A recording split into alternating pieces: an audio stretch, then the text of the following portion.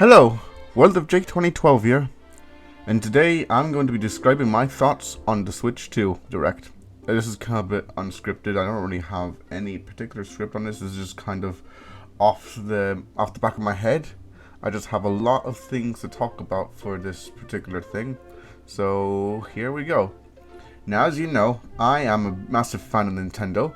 I have a lot of their consoles, and I've been growing up with their stuff ever since I was little, as you know. And the Switch is one of my favorite consoles. But despite being a great console, having an amazing lineup, it did feel it had some kind of things that were kind of lacking from the competition. Like, it didn't support 4K. It didn't have a lot of first-party Switch titles, and a bunch of the early Switch titles the Switch ports were pretty great. As time went on, they kind of just kind of fell apart, like with Mortal Kombat, for example.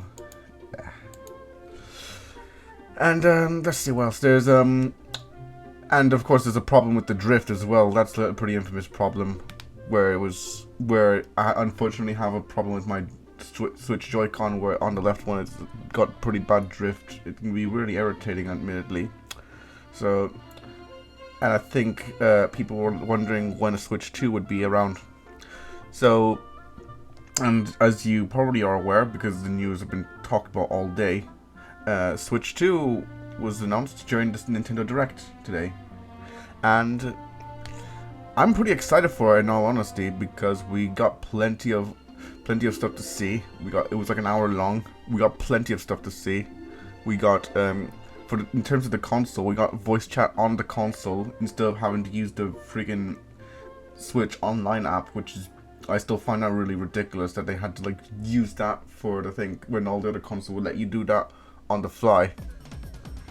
I think that could be really useful, and hey, you can even buy a Switch camera as well, so that you can talk to people on using your face, or even use your face on the game, kind of like the PS2 iToy, I guess. I don't know. I always wanted to be in a Zoom call with them. Actually, I wonder if you could use that on a computer. Maybe someone made some drivers or something. Maybe. The screen sharing, I thought was pretty neat. I find it really cool for people that don't have the game, that they could like screen share for certain games. I found it, going back to this voice chat, so I forgot to go on. The voice chat, that's the C button. The C button was the chat button, apparently, which is interesting. One thing I find I'm definitely happy for is the fact that you can play 1080p on handheld mode and 4K on docked mode. And it can support up to 120 FPS, which is amazing, honestly, for the Switch. And the fact that it's 4K is impressive too, considering it's surprising that it took Nintendo this long to do 4K. And but it looks pretty great. I'm excited for all the stuff. HDR, which is a good thing for 4K monitors. The Joy-Cons are magnetic. Hopefully they don't suffer from drift. That's what I'm worried about personally. And also you can use them as a mouse as well, which is pretty great for first-person shooters, which I find a good thing. I mean, we saw it demonstrated with Metroid Prime 4. We got 256 gigs of storage, which is pretty good. It's an impressive amount. I imagine I just assumed people were gonna be pissed off about that, considering it's not like 2 terabytes or anything. But you have 256 gigs. That's fine. You got the USB-C sockets on the top and the bottom, so you can charge from the top or the bottom, which is handy, especially since it's really annoying that you can't charge the Switch from the top. It's really, I find that really annoying, because I'm like, oh, I want to use the Switch, but I can't ever use it on the table, because the Switch is always I always have to like charge it from the bottom. It can be really annoying. The Switch uses express cards for the micro SD express cards, which means normal micro SDs won't work. A bit of a shame, but whatever. It's not a huge deal breaker. I think micro SD express cards are more or less the same price as regular micro SDs. I could be wrong. We got Switch 2 editions, which are upgrades for the original Switch games, which means they'll be releasing. What they'll basically be doing is they'll be releasing Switch games, but with Switch 2 enhancements, basically, and and you can buy them as the Switch game as like its own thing, kind of like how what the PS5 and how the PS4 upgrade, like how kind of like how. So I'm kind of reminding myself. I could be hideously wrong on this, but basically it's kind of like, and then so they had 2 versions on the disc, 2 versions on the card even, and the 1 version on, and then there's like another version where you can like pay for it if you already have the game on Switch. So I suppose, yeah, I think they can be really cool, and I find it cool that they're also making updates for different games. And the Switch 2, and I saw on the Switch 2 Direct, there was like plenty of different games that were on Xbox Series X and PS5, which show how powerful the console is. We got freaking Elden Ring, Street Fighter 6, and Hogwarts Legacy. None of those games were actually on the Switch 1. And imagine if they were on the Switch 1, they probably would have ran like complete ass. So, and not only that, we got GameCube games on the Switch Online, which I'm pretty excited for. I mean, you know me, the GameCube is my baby. I mean, and looking at the library of games so far, we got Legend of Zelda Wind Waker, Soul Calibur 2, F-Zero GX, and plenty of other titles. F-Zero GX being a pretty good, interesting one, considering it's a. So we had I saw on the thing we got Mario Sunshine and Luigi's Mansion, of course. I noticed Pokemon XD and Chibi Robo, which those are like really hard games to find. Which I'm impressed that they were there. Maybe Force Toads could be next. Or maybe I can choose other mains or other popular GameCube titles. Maybe Melee or Super Monkey Ball. Maybe it's me because I'm expecting a lot of Super Monkey Ball stuff. I'm just talking a lot about the console. And there's also the games. I didn't take a note at all the games. There's like plenty of games that I was excited for. Some of them ports technically, and some of them being related to the game, to the, you know, whatever. There's like a huge new Mario Kart world. There's like loads of things in that one. It's so great to take that apart. It's huge. It's got loads of racing. It's got like seamless racing in it. It's got an open world mode, which lets you explore the tracks, which is awesome. It's got It's basically like the ultimate Mario Kart title, and I thought Mario Kart 8 Deluxe was like the ultimate Mario Kart title, but I guess I was proven wrong. It's like an evolution of the Mario Kart series, I suppose. Switch 2 on Welcome Tour. That one reminded me a lot of the PlayStation Home on PS3, if you remember that, where it basically just shows off a bunch, and basically this game kind of shows off a lot more of the Joy-Cons, and I imagine that would probably be a way better way to experience all the stuff instead of something like freaking 1-2 Switch, a game that nobody seems to remember since the game came out, really.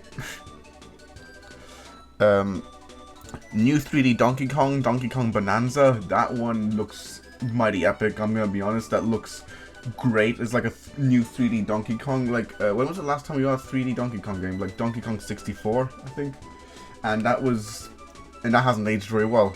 Man, this one looks kind of great. It's got plenty of action. It's got like, and it feels great to see Donkey Kong like get a new solo game that isn't Donkey Kong Country. Not that I have anything wrong with Donkey Kong Country, but it's cool to see them trying a different Donkey Kong thing, kind of like a Donkey Kong Jungle Beat or something. And I love the design of Donkey Kong in that game and in Mario Kart as well. I like how they combined the designs of modern Donkey Kong and classic Donkey Kong, which is pretty creative. What other games were there? There was we saw there was the Dragex Drive. I call it the Joe Swanson simulator, but it was pretty interesting. We never see wheelchair basketball represented, so it's kind of cool. It's good to demonstrate the mouse. Good to demonstrate the mouse controls. New Hyrule Warriors, that's pretty cool. Deltarune 3 and 4, that one's pretty great too. I'm excited for that one. Maybe I'll do a playthrough of it at some point. Maybe I'll play through all of Undertale again one day. Who knows? And an unnamed James Bond game by IO Interactive. You know, the guys the game that made Hitman, which is great. First one we got since 2012. The funny thing about the Switch stream is that it kind of died in the middle, but I can still kind of understand a lot of it. It was like basically a lot. I did look up the compatibility stuff, going back to the GameCube stuff. I noticed they had some. You could use the GameCube. You can use the GameCube adapter, which is great.